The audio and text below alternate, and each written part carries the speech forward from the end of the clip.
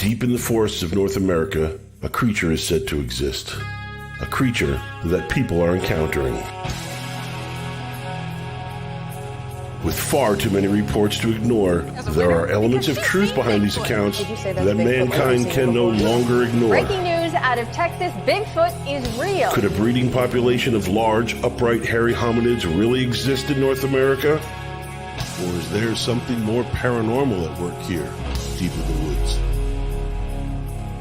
If just one footprint, one wood knock, or one howl is real,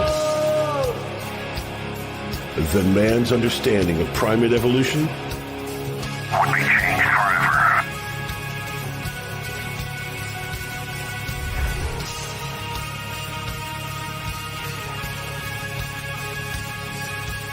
Join the Catskill Appalachian Research Collective as they delve further into the mysteries of Bigfoot and other paranormal phenomena through the eyes of witnesses, investigators, critics, and skeptics. Join us as we look to discover what lurks from behind tall trees. Hi, everybody. Welcome to From Behind Tall Trees Ladies Night. Gwen and Carey at it again. Tonight we have Jessica Mora with us. Hi. Hello. Women in Bigfooting. So I want to do something a little different tonight, and I know I haven't told any of you about it, but I kind of want to get the watchers' point of view about women being Bigfoot researchers. So if you're watching, we want to hear from you. I want to know. We all want to know. What do you think about women in the Bigfoot business? So welcome to the show, Jessica. Thank you. I appreciate you having me. This is great. What do you think about women in the Bigfoot business? I think it's great. I think we definitely need more women in the field. I think we bring a different perspective. And I know that I've come across some things that I feel like, I don't know. I just feel like women can bring a different perspective to the table. That's all. Yeah. And like, what actually got you started? What actually got you started in the field itself? What spiked your curiosity, I should say? Yeah. So of course, so when I was a kid, I loved monkeys. Like anything with monkeys, my mom will tell you I was ridiculous about monkeys.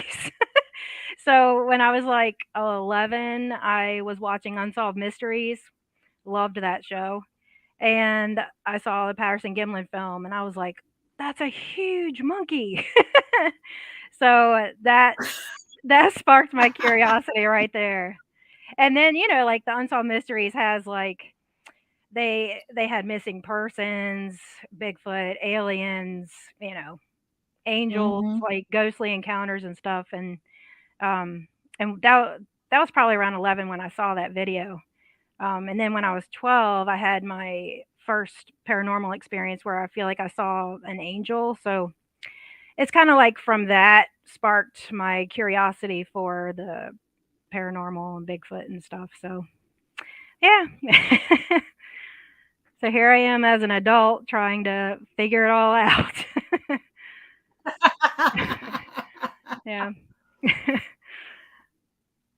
But have you had any what kind of research have you been doing? So we've definitely done some expeditions and investigations at people's property. There's a property here in Bigfoot that we're actively researching. Here in Virginia, and they've had activity in a neighborhood. There's been several people in the neighborhood that have been telling us accounts. We've been recording it, so hopefully we'll be able to bring that out later this year. That'd be awesome. And show those interviews with them. But it's pretty crazy, when you have a neighborhood that's, people are starting to come out of the woodwork with things that have happened to them.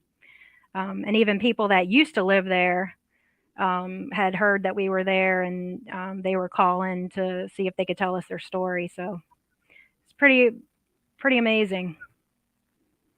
Yeah. So have you had your own encounter? Like, have you been, or Well, what is, I guess I should say, what is your best story since you've been out there? I know you've been out there a lot. Yeah. I would have to say one of the best, well, there's been a couple, but You can tell us all of them. We love hearing them. well, I'll tell you my aha moment when like the light came on, and this was before I even started doing the expeditions and stuff. It was like, so like back in 2018, my brother introduced me to podcasts. Like he was like, Jessica, you still into Bigfoot? And I said, yeah, of course. Mom and I watch the shows all the time, you know? And he said, well, you should start listening to some podcasts. And he told me about Sasquatch Chronicles.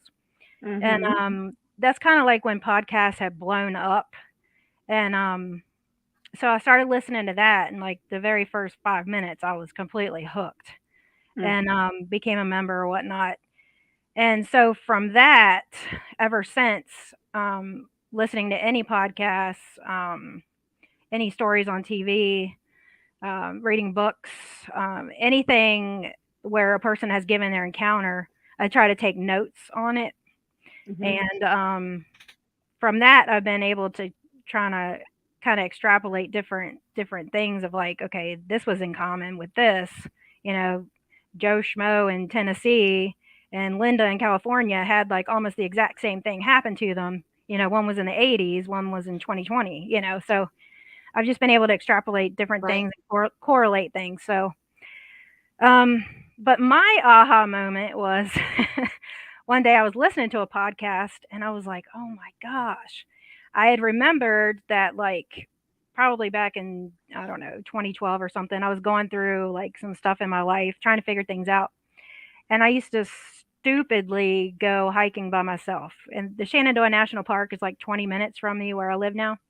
Mm-hmm. And I would go hiking by myself, just try to figure things out. And there was a trail that always had this huge tree structure.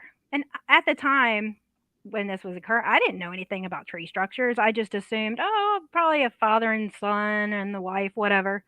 They built this cool tree structure, you know, at the side of this trail.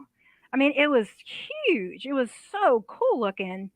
It was like a big oak tree. I think it was a big oak tree, but like the lowest branch, it had all of these other branches going all around it. So it was like this huge, big cone you could get under, you know? And that one particular hike I went on, I was like, you know what? I'm going to actually get under this thing. I'm going to actually sit in it for the first time instead of just looking at it every time I come. So I got in it and I'm like, man, this is so cool, you know, looking at everything. And so I sat there for a few minutes and I get up and start walking the trail again. And I come across the one of the bends in the road. And I see that there's 2 trees that have been pushed over. And I know they were fresh because there wasn't like a whole ton of debris and stuff. So whenever I would see trees that had, fallen over or whatnot, I would love to investigate underneath the soil underneath to see if, if there's like any kind of Indian relics or Civil War relics, whatever. So I'm standing there like, wow, this is so cool. Which tree, which dirt mound should I start digging in? And to my right it was at least 6 foot tall weeds. And there was also a horse trail that went around this trail that I was go on. But I'm standing there looking this way at the ground, figuring out which one I'm going to start digging in. And all of a sudden, if a horse could growl, that's what I heard. And it was trajected down with such I remember thinking this so clearly. That was trajected down with such precision into my ear. Like that thing had to be so freaking close to me. And hang on, my screen just went out. We can still see you. Oh, really? Yeah. Yeah. Okay. Well, dang, I can't see y'all. What the heck? All right. Well, anyway, as long as all right. So yeah, I remember thinking that it had come like with such precision, trajected down in my ear that I of course jumped.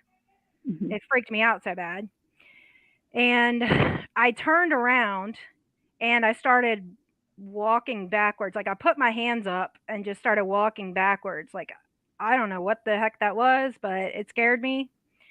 And I know horses can't growl. If they could, that's what I heard. And in soccer, we were taught to kind of like be able to walk and run backwards, and that's what I did. I walked that whole rest of the trail to my car backwards because I didn't want that thing coming after me. So as I'm listening to these podcasts, I remember I was putting my makeup on before I was going to work, and I'm listening to somebody's story, and like it was like the light bulb went on. I was like, oh my gosh, that hike I did, there was that huge tree structure, there were trees pushed down, and then I get like this horse growl in my ear. So that was like my biggest aha moment. And of course that just made the passion go further, like we got to figure out what these things are. So let's see, there another podcast I had listened to, I knew exactly where the guy was talking about. He was an exchange student from England, and he had come over here and was going to school about 45 minutes from here. And some people that he worked with were like, oh, we heard that you got to leave this weekend, to go back to England, and we really want to hang out with you. Let's go hiking. And so they said, let's meet at the Shenandoah National Park. And they told him exactly where to go. It was at a waterfall. And so he said he went up the next day and met to meet them there, but he didn't see anybody else in the parking lot when he parked, but he didn't see any other vehicles, but he saw something which looked like a person, he thought, that was at like towards the beginning of the trail. And when he pulled up and parked, that person kind of took off, and he was like, Mark, we'll just say Mark. He was like, Mark, wait up, man, wait up, because he thought it was one of the guys that he was meeting. And he said this thing just kept dodging him, and he was like starting to get really angry at his friends because he thought his friends were just ditching him. And he said this thing eventually went behind a tree and threw a rock at him. And he said that really made him mad. He's like, Mark, I am here. I'm meeting y'all. What are you doing? And he picked the rock up that this thing threw at him. He picked the rock up and threw it back at him. And I'm sure, as y'all have heard, you don't throw the rocks back at the Bigfoots. I've personally never even heard of a story of anyone even chasing down a Bigfoot. Well, yeah, I have heard, but that one's good. Yeah. So he threw that rock back at this Bigfoot. And when he did, all hell broke loose. He said this Bigfoot stepped out from behind the tree and looked at him like, oh, really? I have goosebumps just thinking about it. Right? And this guy's telling the story. I'm listening to the podcast. I'm like, I know exactly what you're talking about. I used to hike there by myself like an idiot. It's not, you're not an idiot for hiking by yourself. I know you. I mean, yeah. I do it all the time. Okay, so well, sorry. You're good. But yeah, so that thing stepped out and was like, oh, okay, it's on now. And he, like, I think he said he wet himself because, I mean, there's a lot of stories where grown men, whatever, grown women, they pee themselves because they're so freaking scared.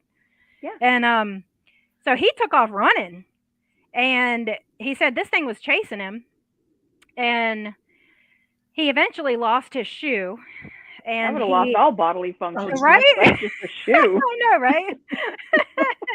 That would have been a mess. Yeah, seriously. So he lost his shoe, and he's like, oh, crap. So he turns around, and he's like, should I get it or should I not? And he turns around and sees the Bigfoot literally standing beside his shoe. Mm-mm. And he looks at the Bigfoot. I can get a new pair. That's Do what? Oh, hell no. Nope. I can get a new pair. Yeah. Nope. Yeah, he looks at the Bigfoot. The Bigfoot looks at him with this face. And then the Bigfoot looks down at his shoe and then looks back at him as if to say, yeah, go ahead and try it. I'm only laughing because I can only imagine like the Right? facial expressions. Because they say, I've never had, I still want one. I'm not gonna lie. That's like that's besides flying through a hurricane, that's number one on my bucket list. I want to see, that's high. I mean, it's, almost impossible. So that's what I'm thinking. It's got to be up there. Yeah. But the facial expressions that I've heard from people that Bigfoots have, man, I can just automatically just see. Yeah. I have some good facial expressions. But man, they have some really good RBFs too. So just all of that, I can see it. Oh yeah, totally. Same here. Same here. As the guy's telling the story, I feel like I'm watching a video in my head of what's happening. And so when the Bigfoot looked at him go ahead and try it, he said, okay, yep, nope, I'm going to go back to the car. So he just turned back around and was like, I'll just have to run with one shoe on. And he ran back to his car. And he never saw his friends. I was just going to ask that. Yeah, I don't know if they were running late or if he was just extra early or whatnot. But yeah, he never saw his friends. He took off. He went back to England and he just started researching what the crap did I see, because he said they didn't learn anything about that, and where he grew up. So he didn't know what kind of monster he saw. So I could only imagine that too, Yeah. Wow. So he started researching, and that's how he found out about the podcast, and that's how he came on the podcast and told his story. But yeah, so anyway, I was like, okay, I know exactly where that is. So I had told Daniel, the head of the ECBRO, I was like, we've got to go on that hike. I've got to take you up there. We've got to go see, because I hadn't been back up there on that particular hike. I don't know, it's maybe about 5 years. So I was like, we got to go back up there and let's see what we can find. And I told him the story about it. And as soon as we turned into that parking lot, as soon as we turned to that parking lot, you have to kind of do this big circle to get to the trailhead. And we turned to that parking lot and we turned to the right, and we hadn't gone that far at all. And Daniel was like, oh my gosh, do you see that huge tree structure on the right? Right there. And it was during the winter time, or the leaves were down or whatever, so you could clearly see it. And I was just like, oh my goodness. So I knew we were on the right trail. So yeah, we got pictures of that and everything. Yeah, and then so do you guys still continue to go back to the area and stuff like that and just research? Because you guys aren't very far away now. Right. Yeah, just 20 minutes down the road. Right. Yes. So on that same particular day at the park, we also had driven more north, and same thing. Honestly, it's the biggest tree structure I've ever seen, ever. And I've only been out doing this for a year, but it's the biggest tree structure I've seen. And you could see it driving, but it was way back there, and so we pulled off the side of the road, and hiked down this huge hill and went back into there. And there, I can't tell you how many tree breaks there were surrounding this huge teepee structure. I was just I just lost count of how many tree breaks. It was amazing. It really was. And of course we got a lot of pictures of that and standing under it, and it's the biggest one I've seen. I know there's bigger ones, but out of curiosity, I know Daniel has his own YouTube channel. Were some of those structures part of those videos on his YouTube channel? I've watched most of them, so that's why I was. Yeah, I'm one of those Videos. people. I'm like, I watch from like beginning to end. So if I find a YouTube channel or something, yeah, I'm hooked. Yeah. Oh, that's cool. I'm like, I'm a Yeah. binger. That's cool. That's cool. I don't think it was on a video, but maybe. We'll but have to pick his brain the next time I ask him. yeah, definitely. But One of that's our cool. watchers wants to know, Jessica, if you're at liberty to say what trail it was. The trail that I had my experience on like years and years ago was the Limberlost Trail. And it is the only trail there in the national park that you can actually take a wheelchair can go on it. Oh, wow. Yeah. That's awesome. Yeah. And it's got the horse trail that goes around it and through part of the middle, I think, or the outskirt. But so it's on the other side of whatever trail that for the handicap access or for the wheelchair access. Yeah. That's cool. Yeah, it is. You don't see a lot of trails like that anymore that have access like that. So that's really nice to know. Yeah. But that's the one. So anybody who is in a wheelchair and has the same passion we all do. Yeah. You can still go out there. Yeah. That would be awesome. Yep. Yeah. For sure. So I want to ask, because we have someone here who's not sure about tree structures. So I wanted to ask you what your thoughts, like when you see a tree structure, what are some things that you're looking for, I know when I look at a tree structure, I look at, could it have fallen naturally? If it's broken off, where's the top? Where's the bottom? What kind of things do you go through to determine whether or not you think that's a natural fall? If that could have been bent that way, like what are some things you do? Yeah, that's a good question. We definitely look at, could it have been natural? Are all of the branches going the same way? So then it was just wind.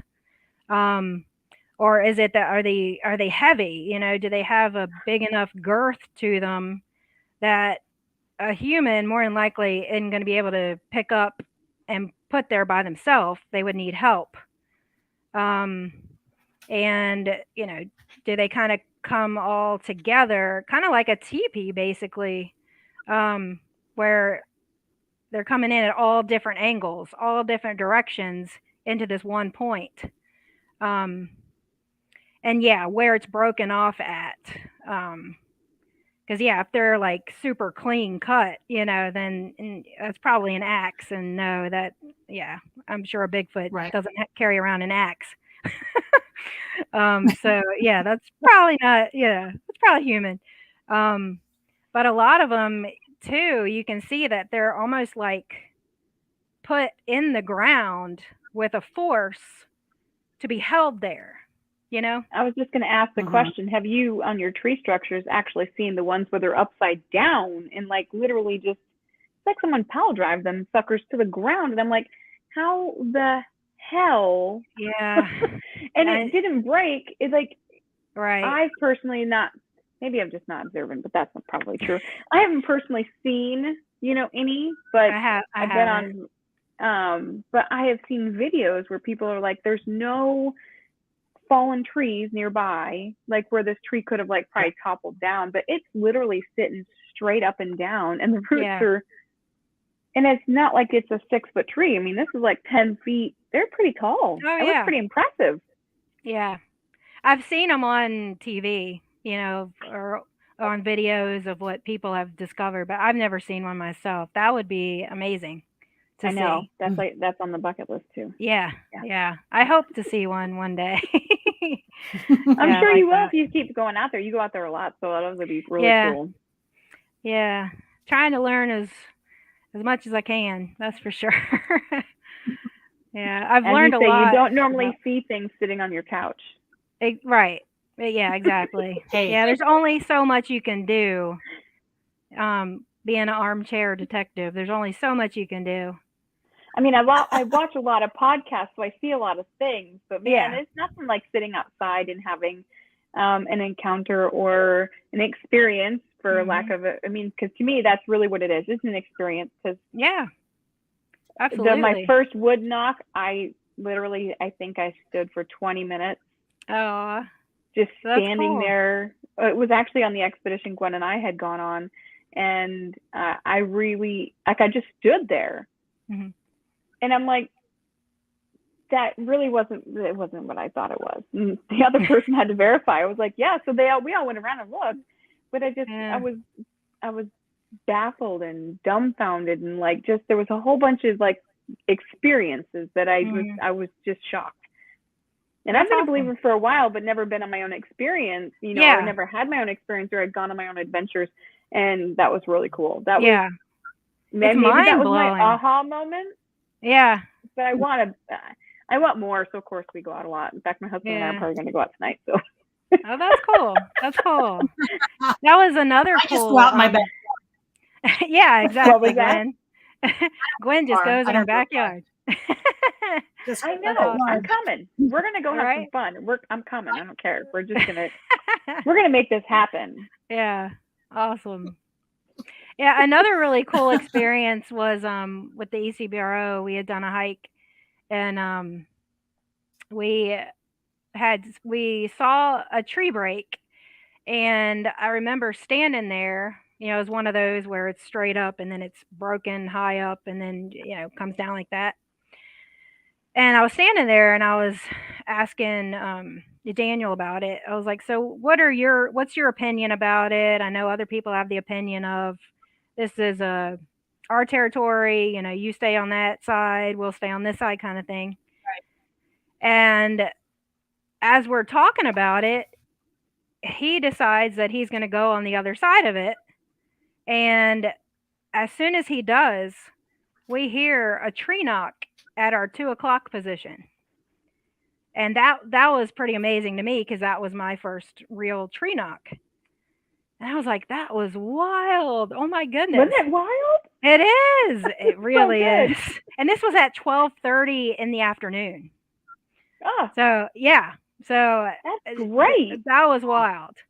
And so I was like, okay, then it's probably saying, the territory, this probably is the territory thing as a marker. So yeah.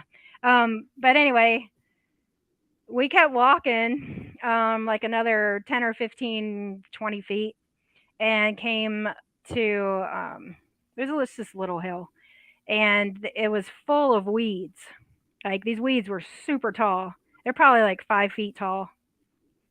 And to me, that's tall. I'm only 5'4". I'm only 5'2". Yeah, everything's tall. Yeah. So all of a sudden, I mean, this is just like 30 seconds after hearing the tree knock. All of a sudden, we hear coyotes going off. Yep. And they're like 20 feet in front of us in this brush, like in these weeds. Coyotes at 12:30 in the freaking afternoon, going off. And Daniel thankfully had his gun, and he puts his hand on his gun. He's like, "This has never happened before. I don't want these things attacking us." So I was like, "Oh my gosh!" So that was pretty wild. That was pretty wild. So when you are on your research trips, I can't even talk tonight. Sorry. Do you get the feelings like you're being watched, or do you get the feelings like there's something more, even if you don't hear anything? So if I saw those tree structures, I'd probably be a little bit more hesitant to want to play around too much. I do want to check it out, but I go really off my feelings and my intuition and how, man, because sometimes you're out there, you don't see anything, but you feel like you're being watched. 100%. Oh, 100%. There have been times where, I've been with someone in the research group, and I'm like, I feel very uncomfortable right now. Like, I 100% feel like we are being watched, and it's very, very unnerving. Yeah. Very unnerving. Yeah. You may not. I described it as that feeling is incredible. Yeah. Because Because when What we was were it, on Gwen? that Because you had expedition, it. when we were out in that expedition when I met you, I Yeah. had said to the guy, I was with two guys on a logging trail, and I was like, dudes, do you feel that? Like everything changed. Like the atmosphere got heavy. I Mhm. really felt like we weren't alone anymore. Like it was the strangest thing. I Yeah. really felt like there were eyes just boring right through us. It was insane. Yeah, Yeah. it was crazy. And I don't want to say that, Yep. and I guess this brings it back to the women aspect of things. Do you feel like the women's intuition that we have and that those feelings, I mean, most women, I won't say everyone, but most women really do have, they're in tune with their bodies, the environment, and we really do just have, and I'm not saying men don't have it either. I'm just, women No, just but- have a different sixth sense about things. Mhm. And do you feel like that when you're researching with other people that you get that feeling prior to and know when something's around more than the people you're around? I Does that make think any sense so. that it's Yeah. the right way? Yeah. No, yeah, definitely. I do. I feel so. I would agree with that. And I think it is a women's intuition. Because Mhm. Gwen and I actually we weren't in the same group together, but we said the exact same thing the next day. And we were not even together, but one time at a campfire the Yeah, we whole were night. together. It was Oh, wow. really interesting. Mhm. It was insane. Yeah. Wow. It was interesting. Yeah. It was like Well, we talked have a about clip. the same Yeah. shift and the same feeling around the same time frame, but just in different sections and different groups. Yeah. Okay. Yeah. Well, It was I cool. can't see my freaking screen. I don't know why it went Oh, out. sorry. So if you have a clip, I can't see it. We do. We have a short video that we're going to play of Jessica investigating some tree structures and some strange markings. Go ahead, Brendan.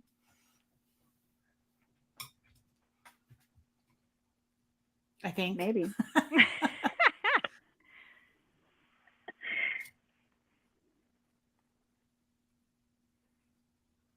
feel like we should be on the episode of Jeopardy. While y'all do that, I'm going to try to get my screen back up. Good. Give me 1 second. Oh, thank you, Charlie. Yeah, we're getting some. We have quite a few people here. Well, and I wanted to say I'm not accusing anybody of being an armchair detective whatsoever. We're not that. I will tell you, I've watched more not FlossTube. That's a whole nother channel all in itself. I've watched so much YouTube and so much. I've done research. I've done more armchair research than I've been in the woods. Unfortunately, I wish I could flip that. I'd rather be out there more than home, but between work and everything else, you don't get to go out as much as you really want to. I mean, if anyone would like to give me $1 million, I will be out there every day. Oh yeah, shoot, that would be great. Money at the grocery store, that was my pitch for any millionaire who wants to watch the show that would love to fund my research project. Okay, that's so great. That's so I will great. take all of y'all with me. We're gonna go. That's so great. We probably should form a woman's team. I'm telling you. Well, there's a couple women's teams out there that do a lot of research, and I definitely think that. So if there is any women out there who would love to join our group or anything like that, let us know. Email us, talk to us. We will. We gladly accept anybody. And if you're not a believer and would like to quickly become one. Yeah. Just come to Gwen's house. Go to Gwen's house. Yeah. I know a place. Yeah. All we gotta do is camp and chit chat and have some s'mores. That's it. So I'll like to just kind of go over just a couple of the weird things that I've kind of absolutely extrapolated from other people's encounters. Yeah. Absolutely. One of them that I've heard a lot of researchers say that have been doing this for a long time.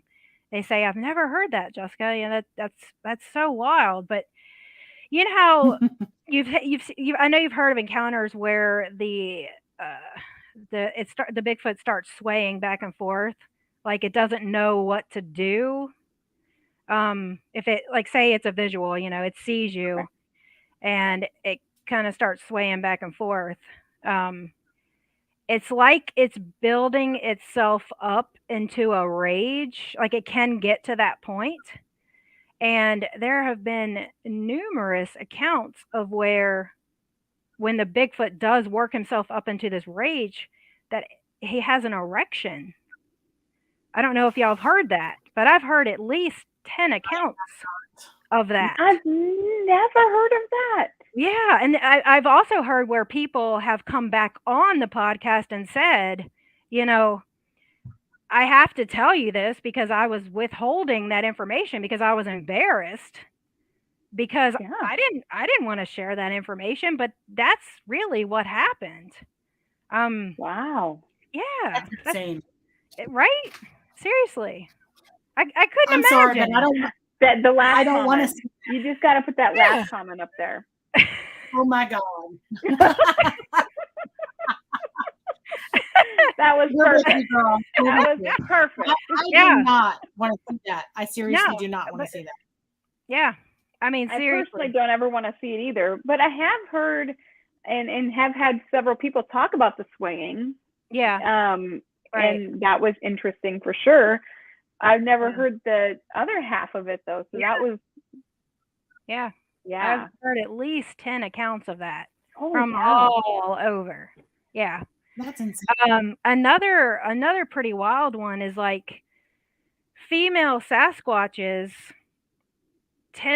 have been known to save female humans from being attacked from male Sasquatches.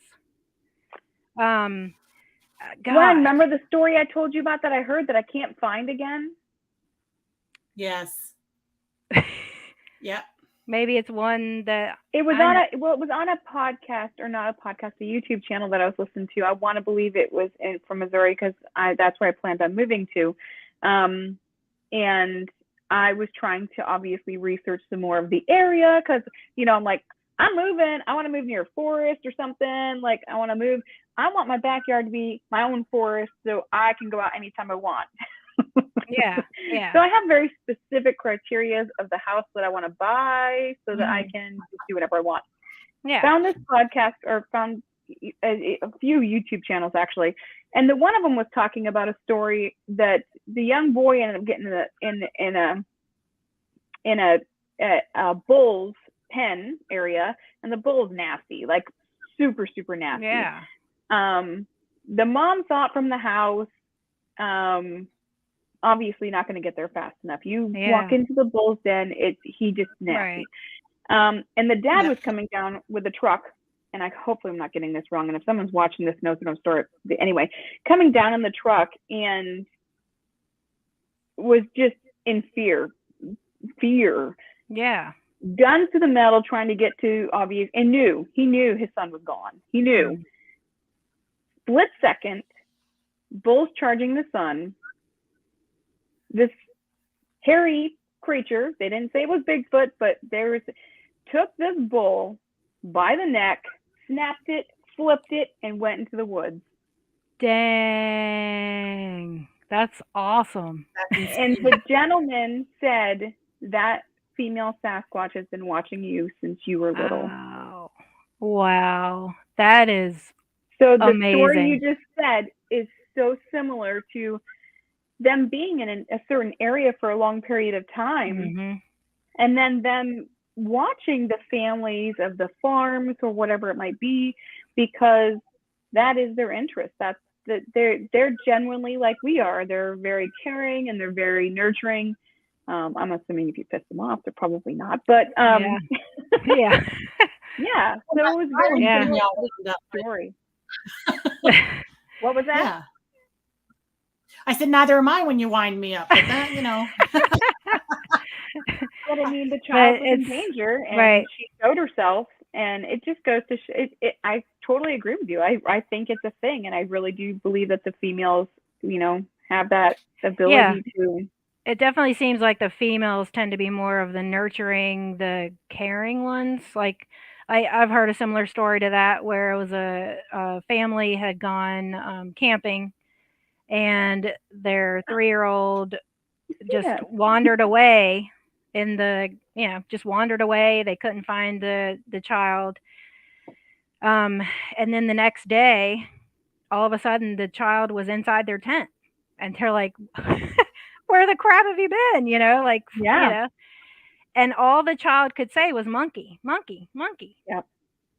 And yeah, every question they would ask, the kid would just say monkey, a monkey. Well, and that little boy never saw anything because he was trying to run because the bull was coming after him. Right, yeah. And the only one that saw it was the dad trying to obviously haul butt to the pen to get his son out of there. Yeah, one of the recent ones I heard was a Nashville country singer. She was like up and coming. I believe it was in the 70s. She had family property here in Virginia, and she was living there with her husband at the time, and she was very pregnant. I believe she was 8 months pregnant, and they got into this big fight, and so she took off for a walk in the woods, which is what she had grown up doing as a kid. And she said she finds a log, she sits down, and she's just crying and crying, and all of a sudden she hears this grunt in front of her, and she looks up, and there's a massive male Sasquatch standing there. I think she said it was about like 10 or 15 feet from her. She said it was that close. Wow. And all of a sudden it starts swaying, and it works into that rage, and it's just going, like growling and grunting and making all this noise. And she's paralyzed in fear, and she's 8 freaking months pregnant. Yeah. And she's crying hysterically, but she can't move. She's just paralyzed in fear. And all of a sudden, this other one, it was a female, ends up jumping right in between them, right in front of her. She said she could have reached out and touched its leg. Its leg. She said all of a sudden it just jumped right in front of her. The ground shook, of course, when the thing landed. Yeah. And she's still just paralyzed in fear. And she said that thing, the female, was just doing that samurai chat, chattering, like scream. Like she said it was clearly a domestic dispute between this female and the male. Like this female is like, you are not going to touch this woman. You're going to leave her alone. Like just arguing back and forth. And what finally, like that would be right. Like her butt had to be right in her face. Oh my gosh. I mean, it had to be. Like she could. It had to be. I mean, as tall as they are, yeah. Yeah. And she said she looked up, and she was. Yeah. She said this female was huge, but not as big as the male. And she said the female finally turned around and looked at her like, "Are you gonna get out of here or what?" Like that wasn't telling you to like, hello. Yeah, like that's what she said. The female looked at her like, "Are you gonna go or what?" And she said she still couldn't move. She still couldn't move. I was like, "Girl, it would be scary to witness that." Seriously. So finally, again, I probably lost all my bowels and lost all my everything, and my water would have broke. Seriously, my water would have broke. And being pregnant in a fight with your man and having this happen? Nope. Seriously, there would have been a child born. Right? Yeah, there would have been a child born by sitting right in front of Sasquatch, and they would have been like helping me birth my baby. But she eventually made it out. That's insane. And, there was another story that was in Virginia. Another very similar story in California. I want to say 2014, but I'm not 100% sure. But it was a lady from England who was visiting. She was into computers, and she was attending some kind of a computer convention, whatever. So she's there. She ended up having a day break. So she was in Monterey, California, And she was like, I want to go see the sea otters because they don't have sea otters where she lives. And she was so excited about going to see the sea otters. So she goes on one of these trails. She has her super nice Nikon camera. And she had brought, I believe she brought a rain jacket, just in case. But she's sitting on a cliff and she's taking pictures and just enjoying the beautiful scenery. She's by herself. And all of a sudden, shaking her head. all of a sudden, down on the beach, she hears a lot of commotion. And she looks down and she sees all these Sasquatch, all these Bigfoot, like a whole freaking family of them walking on the beach. A whole family walking on the beach. She said They were on vacation. Yeah. Hey, Monterey, California, it's beautiful. I don't know if y'all been to Monterey. I'm sure you've seen pictures or been there, but it's been there, yeah. Mountains, huge mountains on this side, gorgeous beach on this side with a highway in the middle. It's gorgeous, gorgeous. It is beautiful. So she's sitting there and she's like, wait, what am I seeing? And she said the two females got into the water and, or was it the male? I think the two, yeah. So the male got way deep into the water. The big dude, she said that was obviously the king man. He got way into the water and was going down into the water and pulling up seaweed. And what he was doing was he was throwing, and then he would throw the seaweed over his shoulders back at the females. That's right. The females were on the beach with the little ones. And he was throwing the seaweed back. Right. Like, who the crap would make this up? I mean, come on. I'm thinking that we need to go to England and then we need to come back. Because that's how it happens. It was nuts. And so she's just like watching this unfold. And with a Nikon camera in your hand. Right. Exactly. So she realizes, oh my goodness, I have my camera in my hand. So she goes to take the cap off. But she's shaking. When she goes to take the cap off, she drops the cap down the cliff. And instantaneously, she said, everybody, all of them turned around and looked up at her. And she said the male, she's never seen anything move like that in the water and get out of the water. She said that male so quickly ran up that beach. And she said that male is like growling and, going off. And she said the female ran in front of him and was arguing with him in the samurai chatter. Once again, a domestic dispute amongst the Bigfoot.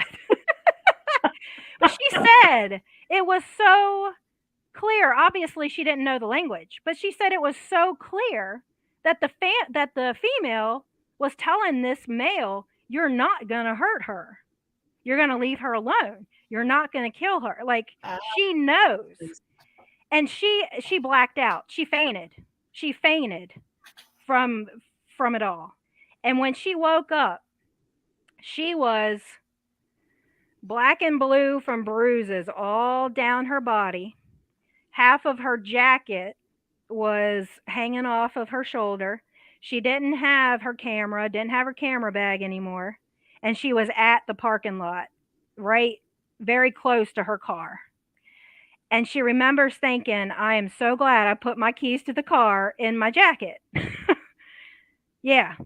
And so she gathered, what she gathered from it is that the Bigfoot came up and grabbed her and dragged her the whole way back. Yeah. Down the trail back to her vehicle. And that's why she was black and blue on the one side of her body. So she gets in her vehicle, drives back to the hotel, and she's obviously freaking out, hysterical, crying, that the person in the hotel is like, oh my gosh, what happened? They're thinking that she got mugged or something. Right. And so they're like, Oh my here, God. lady. They took her into one of the little rooms on the side and they called the police.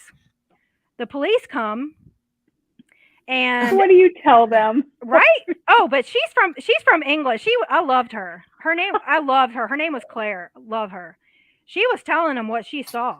She told him everything. He ends up guess who ends up arriving are two men in black. Well, these two men in black have been seen. They've actually been reported, and a lot of people have been talking about these two men in black. One of them is specifically, he wears a flannel shirt. Why, I don't know. But he's been described as looking like a logger. But he comes and wears his flannel shirt, and he sits in there, and he'll listen to your account, but then he will 100% tell you, you didn't see that. You saw a bear.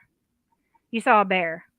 And she's like, I know I didn't see a bear. I know what a freaking bear looks like.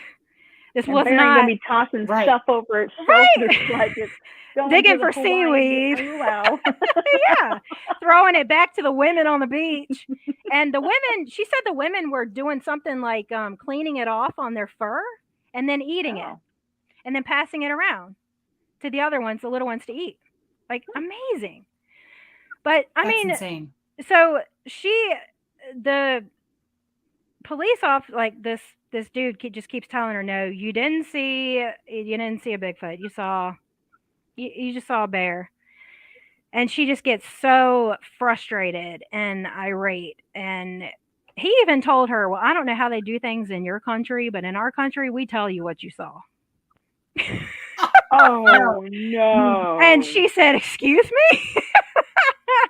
Yeah, it's crazy. Anyway. Holy cow. Yeah. So she ends up like telling natives that they saw bears too. I'm like, come on, seriously. It's seriously such a I can't think of the right word, but you all know what I mean. It's belittling. It's belittling. Thank you. It's belittling. Trying to tell you, no, you didn't see that. Right. So she, of course, ends up getting an early flight home. Her boss, she goes to work, and her boss says, what happened? You didn't attend the rest of the convention. She ends up telling him what happened. I saw what I came to see, and I'm coming home. Yeah. She tells him what happens. She loses her job. She lost her job.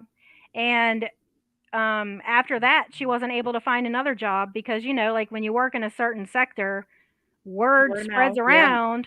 And she couldn't find another job. I don't know what happened after that, but It's awful. And tell her to come back. We'll believe her, and we'll be great. So just come here. No, but just hearing other stories too of people that they get PTSD from seeing these things, and I feel like I might get PTSD if I eventually see one. I don't know. I don't know what I'm going to do. I haven't seen one yet, but I've definitely froze a little bit just listening to certain things like the wood knocks and the growls. I've heard a couple growls, and it's so interesting because some people haven't heard them, but they resonate through your whole body. Like the feeling is. Yeah. You've had. We've all had a growl, and it just resonates through your body like I don't even know. I can't even describe it. Yeah. You can feel it through your whole body. It's almost like when you hear bagpipes. So if anyone has if you've heard bagpipes and you can feel the bagpipes as they're going by, that's exactly what happens when that growl goes, but it just reverberates through your whole body. Like, in your chest. In your chest. Yeah. And you're just like, and then you question yourself, like, did I really just hear that? Right. But your body's still doing it. Yeah. It's an interesting. Yeah. The bagpipe scenario is the only thing really that I could really. I know a lot of people say it's like if you were to be roared at by a lion. I've never had that happen, but that would be cool. Not like right here, but that would be cool. Very far away, behind some bars or something. That would be better. Yeah. So we do have a question. Yeah. They want to know, do you think a Sasquatch would protect a child in the woods if it ever became lost? Oh, yeah. Have you heard any stories or anything like that? Yeah, 100%. Well, just like with that little kid, the 3-year-old, I 100% feel like the Sasquatch protected that. I feel like the Sasquatch found this little kid just wandering and discovered. I don't know how. I don't know if it's their sense of smell, and they just kind of followed the child's smell back to where they came from, and that's where they were able to drop the kid back off. But yeah, I mean, there's just been amazing accounts like that can't go unnoticed. Yeah, absolutely. Yeah, I agree. And I will say, Brendan, do we have? Oh, sorry. No, and I was just telling No, Tiffany, I agree. Well, Yeah. She said she finds it offensive when someone suggests that it's a bear, and I yeah, totally agree. It's Right. offensive, and it's not. We all know what bears look like. Right. A child knows what a bear looks like. Yes. I mean, Yeah. come on. A child knows. We don't think you're They crazy. know the difference between a monkey and a bear. Yeah. Yeah. Yeah. And and like I said, we don't think Brendan, you're crazy at all.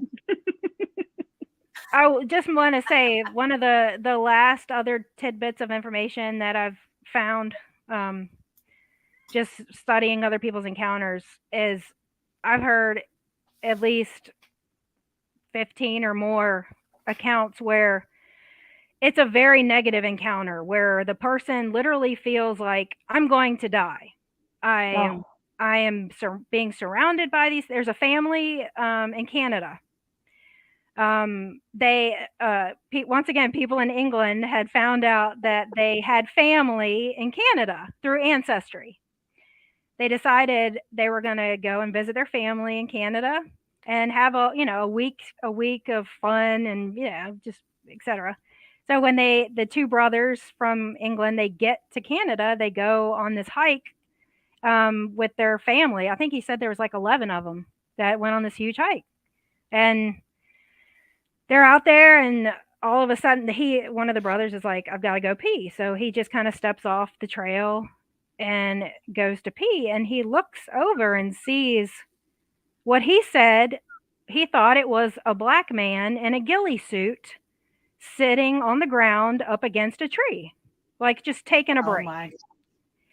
And he looks at the thing, and then he kind of looks away, and then he looks at it, and he's like, okay, I didn't think there would be hunting in the national forest in Canada. And he's looking, and he starts staring really hard to figure it out. And he's like, okay, yeah, that's not a man.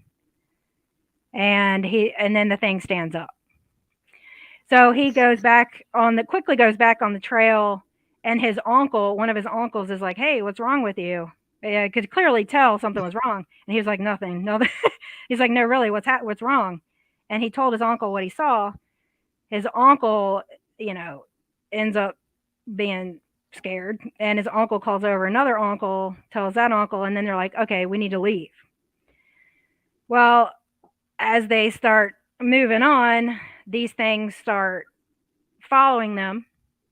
And then they start throwing rocks. And he said all of a sudden he just got this anger that he's never felt before. Just this rage inside of him that he picked up one of the rocks and threw it back at that thing. Oh my gosh. Yeah. Okay, And if anyone's watching and you don't know, and this is not ever, don't. It's never like egging them on. Never throw rocks back. Don't ever do it. Not a good idea. Don't. Yeah. That's like them telling you need to leave, and if you throw the rock back at them, that's like saying I'm not. It's like challenging. That's like them. double fisting it. Sorry, did I just do that? So don't double down. It's not worth it. Yeah, so they end up getting rocks thrown, and normally you hear of rocks being thrown at you that don't hit you, right? Like it's like with such precision that they go like in right front of of you, right head, beside you, right above your head. Well, after he threw the rock back at them, these rocks started hitting them. Ended up injuring his uncle's knee, and I think at one point somebody had a stick that was pierced through their leg from one being thrown. Like it was nuts. And so they're like trying to run. These things have completely encircled all 11 of them, like completely encircled them. They know they're going to die. Wow. And this guy from England who's telling the story, I mean, he's crying throughout this entire encounter. He's trying to get it out. And he's talking about how we knew we were going to die. We knew. And he said, all I could think about was praying. And so he said, in my mind, I did not say this out loud, but in my mind, I started saying the Lord's Prayer.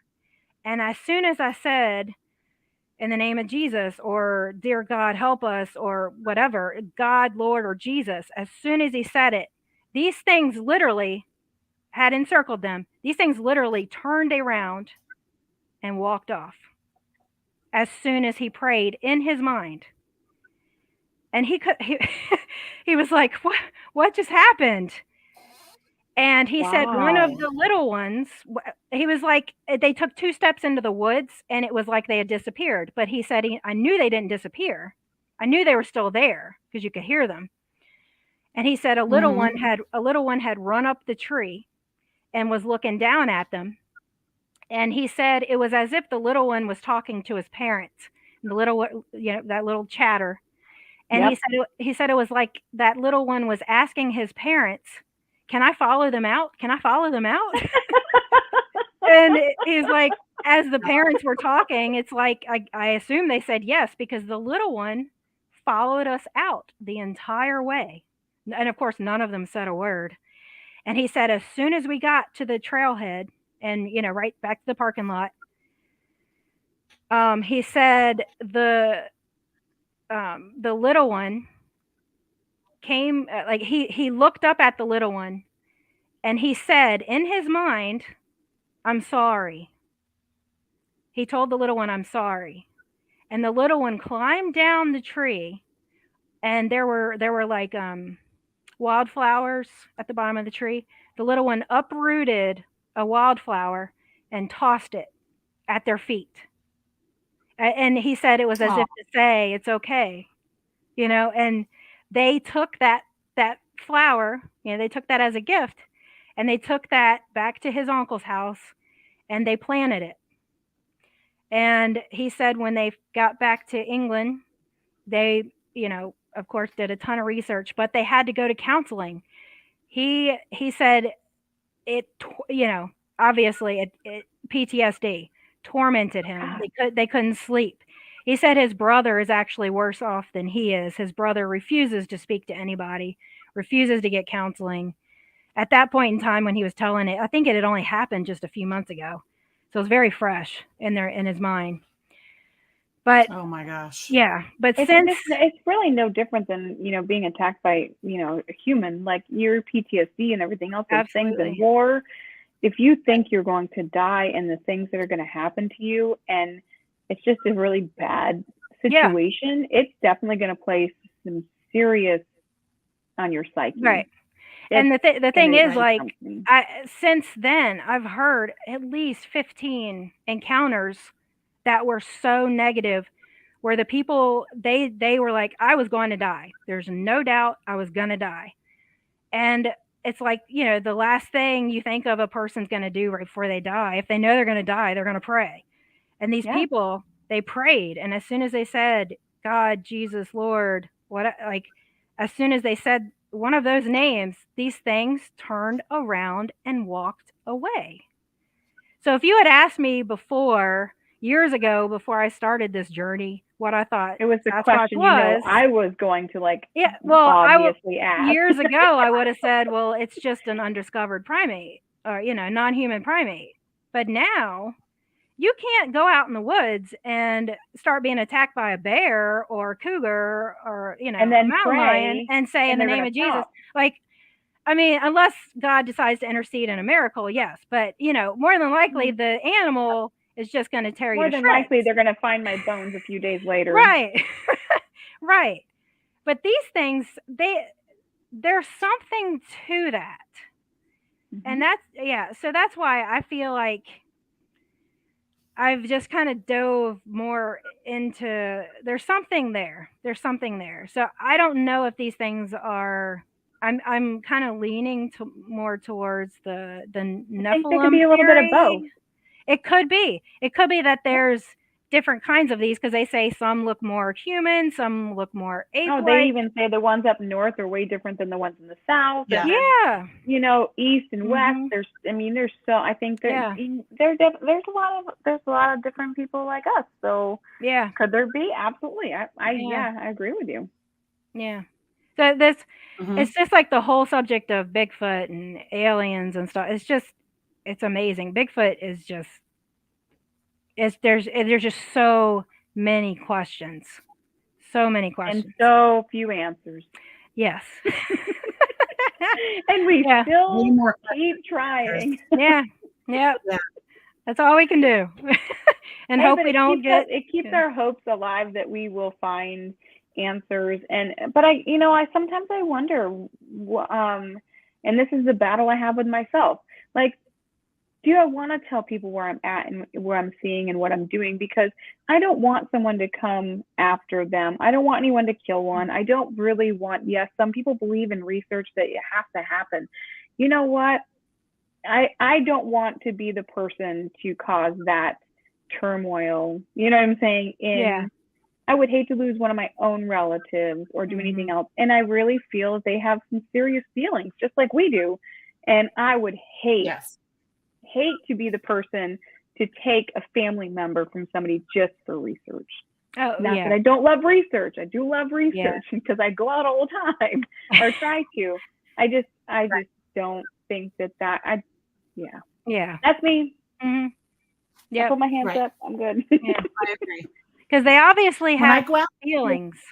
Yep. It Well, seems like they, absolutely. you know, if they can get into this rage and start yelling back and forth at each other, you know, They there's a obviously dynamic have that there. communication. Yeah. Right. Right. Yeah. Yep. That's pretty amazing. Yep. It is an amazing topic. When I go out and research in the woods, I always have a gun on me, but I don't. That gun is not for the Bigfoot. It's for the for bears, the human or the bear. Yeah. humans that you're going to encounter. It's for Because you don't know who you're going to find in the woods. Right. It's for I the carry mountain bear lions spray we with don't me. have. Yeah. Exactly. I carry a bear spray with me and I carry a knife with me all the time. It is not to ward off Bigfoot. It's to protect myself against people who want to harm me or things that want to harm me. And I really don't. I hate to say I don't hate to say this. I don't think Bigfoot wants to harm me. I think they sit there and watch you more than they let anybody else see them. I think they watch you a lot. Oh, Well, yeah. we were talking before the show. We kind of had that experience here at my house where obviously I've had something going on for quite a long time. And it took a little bit to put two and two together because I thought it was paranormal before that until I actually saw a Bigfoot. And then we started to think back and think, well, you know, there was that time. What if that wasn't what you thought it was? What if it was Bigfoot? Because that makes more sense. But like you said, we were camping out in my yard and you heard me, say hello, ladies, to my chickens. I heard you talking to your damn chickens, but you sleeping. Well, I wasn't out there. So, and I've heard around my tent that were not you. And I've heard reports that they mimic other animals. So it's possible that they could be watching me. And obviously, I believe they've been watching that. Now they're like mimicking me talking to my chickens when I'm outside. Like it's like a thing. So I don't ever. What was kind of interesting about Gwen's house? What was kind of interesting about Gwen's house, and when her and I were talking about, you know, the situations that were going on, her girls that night that all those things happened were just nuts. Like they were at 3 o'clock in the morning, they're chitting, and her rooster is losing his mind and all night long. And I asked her, I said, do your chickens do this all the time? No. And she said, no, but they do it every so often. I can't get the damn rooster to shut up or the chickens to shut up. And I think, I think that there could be that correlation, you know what I'm saying, with the activity that could be happening. And so, Yeah, we met this guy at an event pretty sure he lives in Alabama. We were in Florida, and he said that his mom moved onto this property and kept saying how, oh, the place is haunted. The place is haunted. And, because the house keeps getting slapped or hit and the place is haunted. Well, he ends up moving onto the property. He gets a trailer and moves on the property. And he said after 2 weeks, he tells his mom, this place isn't haunted. We've got Bigfoot. And he starts taking pictures of them because they're right there at the tree line. He starts taking pictures of them from inside his house.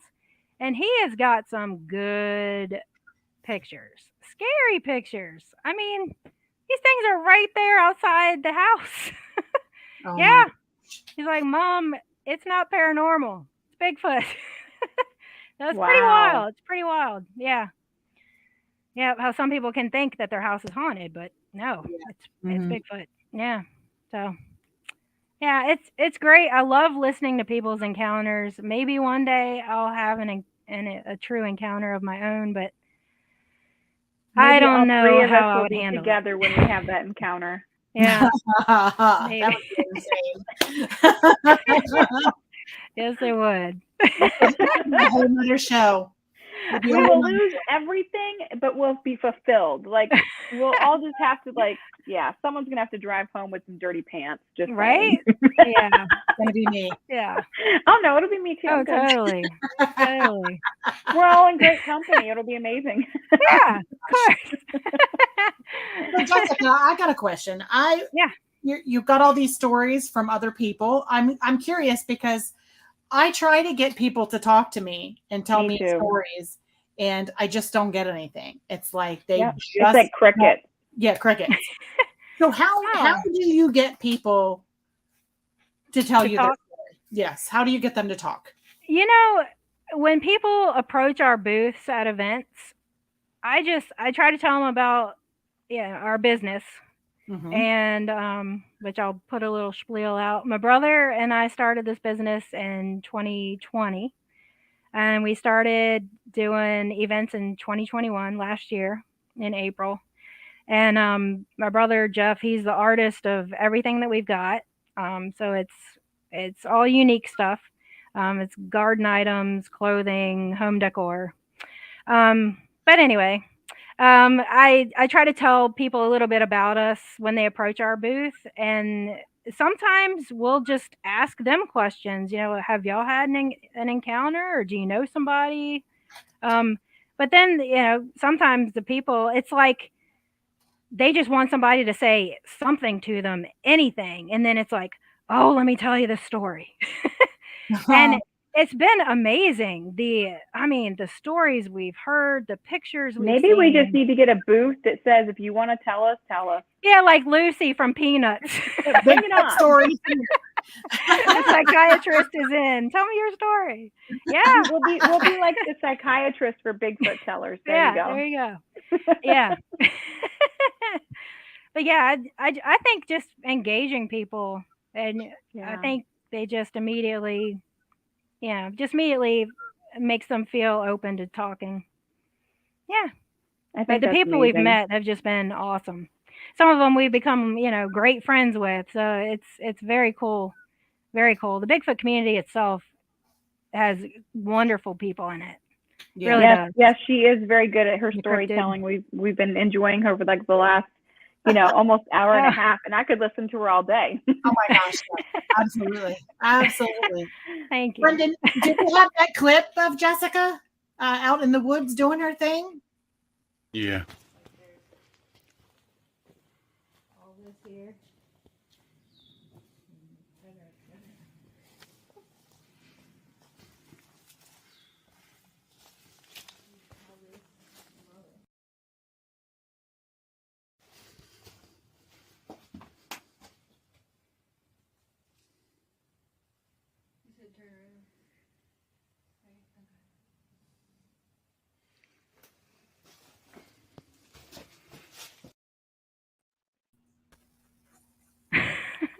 So weird to see myself on video. It is, isn't it? It is. Totally. Absolutely. Totally. But you're in your element, and you can tell, and that's what's amazing part about it is. Oh, thank you. Yeah. You kind of gave that camera guy the look like, are you going to keep up? Like, yeah. I was like, I know, right? My thought process with the look was like, what are you stopping for? Like, come on. We got things to do. Right? We got Bigfoot to find here. Come on. Let's go. Top. Those were actually caves that we were going to explore. They looked pretty cool. wild. Yeah, pretty wild. Yeah. So this has been great, y'all. I really have enjoyed it for sure. Awesome. We've enjoyed having you here too, and I'm really excited to see the next time we all get together. Thank you. Yes, hopefully October. I think was Daniel the camera guy. Mm-hmm. Yeah. Mm-hmm, mm-hmm. Yeah, come on, we got Bigfoot to find. I was like, you got to move a little faster. Come on. So, like hunting. I've been a hunter my whole life, and I know that the guys that I've been hunting with have said it seems like you see them, you see the deer before we see the deer. Or do you think that, I don't know how to word it. Do you think that animals are more drawn to us, including Bigfoot? Do you think the likelihood of us getting the evidence before the guys getting it is a possibility? I do. And once again, I think it's just our intuition that God didn't bless them with. They blessed us with. Amen. Amen. Yeah. I mean, it's just one of those inborn traits that come with being a female. And if you don't listen to your own intuition, ladies, you need to start working on that. Yeah. If you get the goosebumps and all that jazz, pay attention to it. That is a pearl of wisdom right there. It is the most amazing thing ever. Yes, absolutely. And if they tell you that you should not judge a person the first time that you meet them, but you get the heebie-jeebies, you better listen to those heebie-jeebies. Yes, 100%. That's going to be my only woman thing for the day. I'm good. It's not going to be the only thing. Y'all ain't going to get away with that usually. Sorry. That's so true. It's so true. Yep. There's something that you can feel. It's like a vibe. Yep. Off that it really, person. really is. Yeah. And you have to listen to it. And I know that I've given more than one person that extra, like, okay, I'll give them a chance, but man, it always proves. Yep. It always proves. I don't care if it's like a week or 2 weeks or 6 months. And I'm like, bingo. Yeah. Yep. That's why I didn't. Yeah. Every time. Yep. So what's next for you in Broken Branch Designs? What's next? Where are you going to be? We will be... Okay, that's right. In 2 weeks. Where's your planner, girl? I know. I know, right? I do. We'll be in Tennessee, Gatlinburg, Tennessee, in 2 weeks? Yeah, 2 weeks. Yeah, 2 weeks. I'm going to be there with you. I'll awesome. see you there. So you and Gwen. Yes. I won't be there. I'm trying to talk her into coming, but she's trying. She really is. It ain't She's like, you can just sleep in my hotel room. Go right ahead. I'll just jump on board. I know. Yep. So we will be there, and that we might be helping our daughter move into their new place, so it probably won't be, So we're just, Yeah. Okay. We'll let you off the hook this time. Yeah. I'll be a free woman. I'll be out every weekend after that. All right. All right. What all kind of things do you have there at Broken Branch Designs? We have garden items. We have I was going to say, what you got? I love these. Birdhouse. My brother designed, which is really cool. That's amazing. There's a garden stone up there on the wall. Yeah. We have t-shirts, pillows, workout bags, rugs, shower curtains. I mean, so much stuff for your house. I know she's got a great little bird feeder because I got that. Oh, thank you. I saw the bird feeders too, and I saw quite a few signs. I was like, okay. But I just didn't get a chance, but that's okay. I've already been to the website. I got my wish list. That's like, Cool. Where Very cool. can somebody find your stuff? How do they get a hold of you? So it's Broken Branch Designs LLC.com. That's our website. Or you can Definitely check email that. us at brokenbranchdesignslllc@gmail.com. Yeah. Perfect. Perfect. Yes. So appreciate it. Thank No. y'all. You got some great stuff. Thank you. you. Thank you. So on July 13th, Chuck Larson and Mike Lucci will have Jamie and Jenny King on their show. So make sure you turn in to see that. That's going to be a good one. And our next show is on the 20th. And we're going to be talking to Sean Forker, who doesn't live too far away from me. I'm trying my best to get him Doesn't live down too here far to away get from out. me either. Yeah. I did talk to Sean yesterday, and he's probably going to come down for the end of July. Oh, Hang out with us. fantastic. So it's going to be cool. Yes. Again, anybody who's watching, if you've got a story, email us at CARCUniversal@gmail.com. If you want to be a guest on the show, email us at the same email. We would love to hear them. We'd love to have you. And I only had one thing. I wanted to give a special shout out to David Lester. He actually saw us when we were at the ECBRO conference, and that was amazing, obviously, by the way. It was an amazing event to go to, and he came up to Gwen and I and told us how much he loved our show, and absolutely was a great time talking to him. So him and his wife are both watching tonight. Yeah, so. him and his wife are amazing. They were so good. So and the other person that just said Roscopia, is it Roscoe? How do you say that? I am going to possibly try to go there because I thought that was really it's going to be a good event. Yeah, we'll definitely, we'll be. It's right at the end of August, I do believe, or pretty close. I think, middle and something like that. Okay. I'll have to see what's on my schedule because I wrote it down. It's on my calendar. I'm going back to Tennessee in August for the East Tennessee Bigfoot. Yeah, Conference. same. I'm going to. So August 6th. Please come and just write it down. August 6th. I had it all wrong. I'm not sure who's stalking who here. I know, right?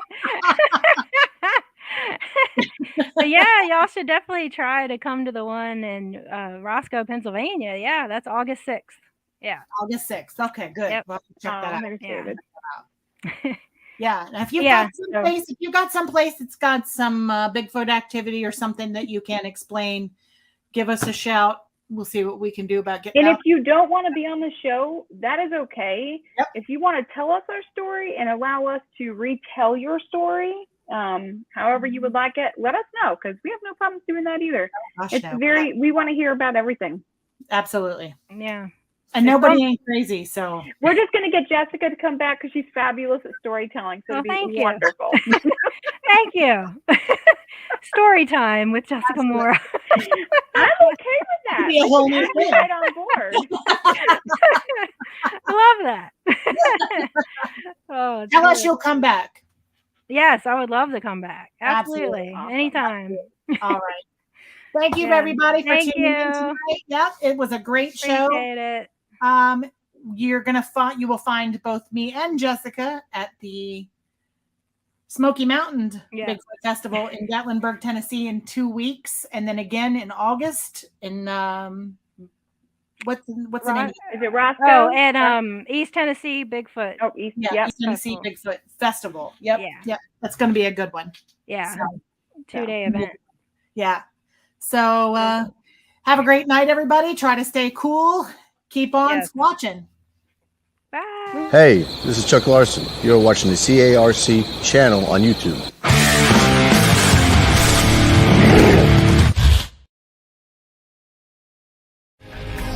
You've been watching From Behind Tall Trees, a Catskill Appalachian Research Collective production. For more information on this program and others like it, remember to like, share, and subscribe to CARC Universal today. To join the conversation on our Facebook group, become a member of the Catskill Appalachian Research Collective Facebook group. CARC. Relentless.